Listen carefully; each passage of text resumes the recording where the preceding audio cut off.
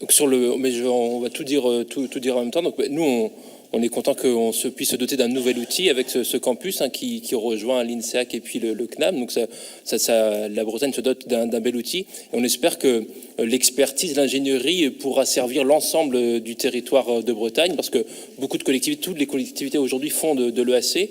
L'EAC, c'est une question de parcours, et donc on espère que ce pôle d'excellence qu'on a constitué avec ces 3 organismes pourra permettre justement de faciliter ces rapprochements les uns avec les autres, cette interconnaissance, et puis ces parcours pour les élèves, l'ensemble des élèves qui font des parcours EAC.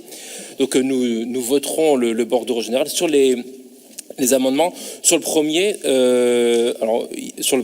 donc sur les sports et jeux traditionnels, on voit qu'il y a déjà beaucoup de choses beaucoup de disciplines artistiques que le campus devra aborder.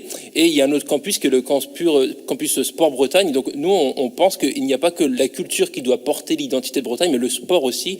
Et donc, on estime que les sports et jeux traditionnels devraient avoir une place plutôt au campus Sport Bretagne. C'est pour ça on s'abstiendra sur le premier amendement, et on votera pour les 4 autres amendements. Et sur le 5e, eh bien, c'est aussi important pour nous que la région, le conseil régional, puisse s'affirmer face à l'État. C'est pas l'État qui doit tout décider. Et donc, avec tous les débats que nous avons eus ici sur la réunification de la Bretagne, on pense que c'est un acte fort de voter cet amendement.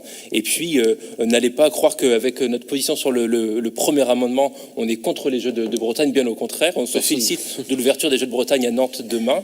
Mais voilà, on pense qu'il n'y a pas que la culture qui doit porter l'identité bretonne.